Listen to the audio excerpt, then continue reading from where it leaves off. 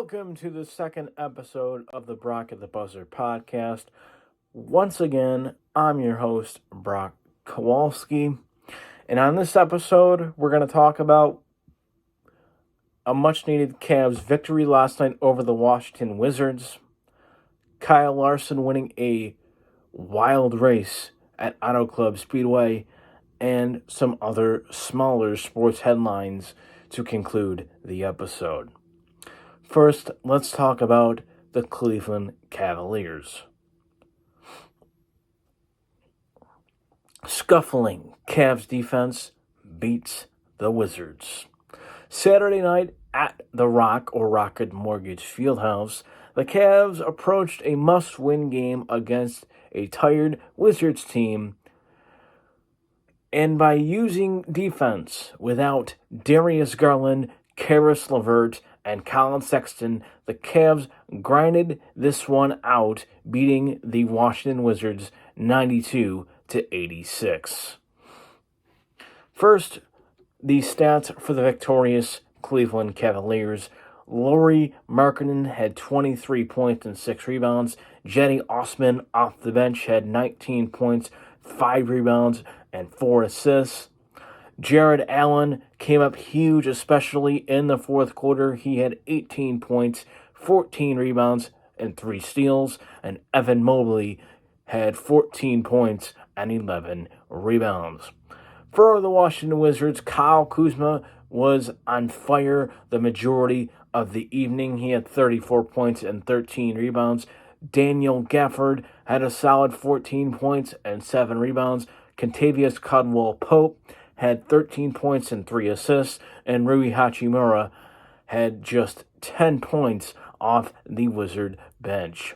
The Cavs' next game is tomorrow night against the Minnesota Timberwolves at 7 p.m. Eastern on Bally Sports, Ohio, and NBA League Pass.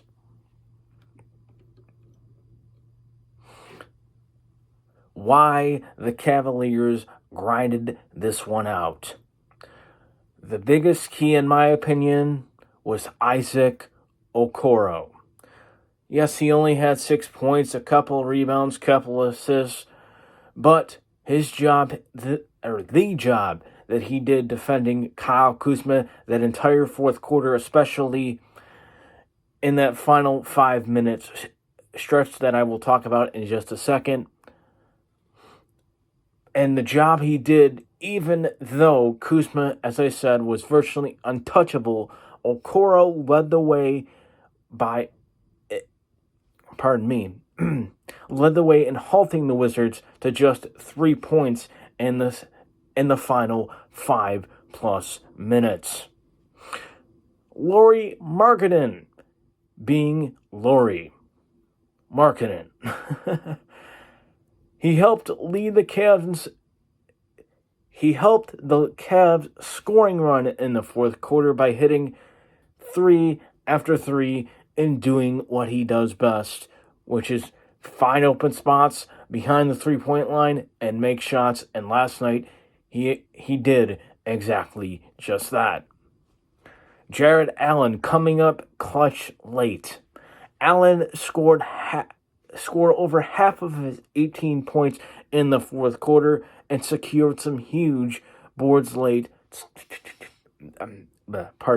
to secure the win for the Cavs. And last but not least, Cedi keeping the Cavs afloat. Cedi Osman seemed like the only man for the Cavs to have any type of rhythm through 3 quarters, making big shots when his team needed him the most.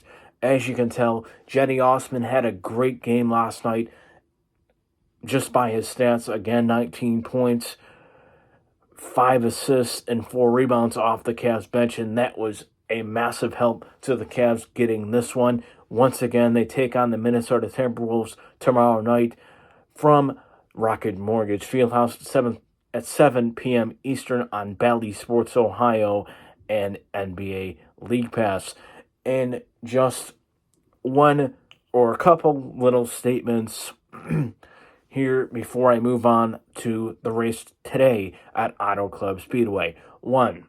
People saying the Cavaliers' season was over after Darius Garland, Karis LeVert, Colin Sexton, Ricky Rubio when he was still a Cavalier, Rajon Rondo, all being out. Yes, the Cavs are down to 1 point guard on their active roster, now 2 with the addition of Tim Frazier, as I mentioned in the postgame report yesterday. But the Cavs season is by no means over because of their defense.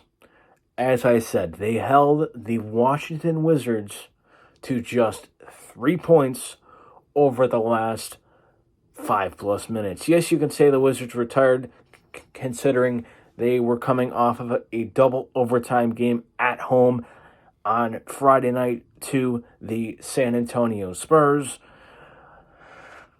But again, if the Cavs play like that consistently, it's going to be tough to score 90 points on them night in and night out. And number 2 is this. You all are going to think I'm crazy, but I want the Milwaukee Bucks in the playoffs. The Cavs and Bucks sit neck and neck in the Eastern Conference standings, and guess who has home court advantage in that series? The Cleveland Cavaliers do. You could ask me, well, who's going to defend this guy, Giannis, Evan Mobley? Who's going to defend Drew Holiday, Darius Garland? Who's going to defend Chris Middleton, Isaac Okoro? Again, this team is very good defensively, and if the Cavs are 100% healthy, which I think they will be by then, I think the Milwaukee Bucks will have a very tough first-round series against the Cleveland Cavaliers on their hands because, as I've told people throughout this whole entire season, the Milwaukee Bucks are not as deep as they were last year, and it's going to hurt them, especially come playoff time. Now on to today's NASCAR Cup Series race at Auto Club Speedway. Larson wins wild race at Auto Club. 2021 Cup Series champion Kyle Larson had to start from the rear like many others for unimproved adjustments. And as the race wore on, the 5-car got better throughout the day. Then on the final pit stop, the crew had a great stop despite strong fights from Chevrolet teammates Daniel Suarez and Eric Jones. Larson was able to hold them off to secure his first win of 2022. Now on to the dominant car throughout the day. The dominant car for the majority of the day was the driver of the number 8 Chevrolet, Tyler Reddick. But he fell out of the race late due to a flat tire after winning both stages and leading 70+ laps. Coming away from this one, I truly believe this. Tyler Reddick will win multiple races in 2022. And finally, a topic that will be a talking point around the water cooler, as they say, the incident between Hendrick Motorsports teammates Kyle Larson and Chase Elliott. In the closing laps, Chase Elliott, teammate to Larson, as I just mentioned, who had battled back for multiple issues and worked his way back to the lead with a massive run on Larson. Larson threw a late block to hold Elliott off, but he fenced Elliott. Who's to blame? Larson and spotter Tyler Mon. Larson clearly did not see the number 9 on his outside, and because I can listen to the radio from home, which you can get through the NASCAR website for, I believe, only $5 a month if you're a NASCAR fan. It's totally totally worth it, even though you're a few seconds ahead of the TV coverage. Again, it's still worth it. Anyways, Mon, meaning the spotter for the 5, did not tell Kyle that Chase, meeting the driver of the 9, was on his outside until Elliott was at his quarter panel. And obviously, Larson's reaction was to block the run from his teammate, and he ultimately fenced his teammate. There is no doubt going to be multiple meetings involving those two this week. The competition meeting, obviously, probably also a meeting with Rick Hendrick, Jeff Gordon, and Chad Knaus, so there are no further issues moving forward. Now, other sports headlines, a little short category to conclude this episode. Scott McLaughlin, driver of the number 3, Dex Imaging Chevrolet for Team Penske in the IndyCar Series, drove a masterful race from the pole and won the IndyCar season opener in St. Pete. And to conclude the episode, the MLB lockout continues to drag on.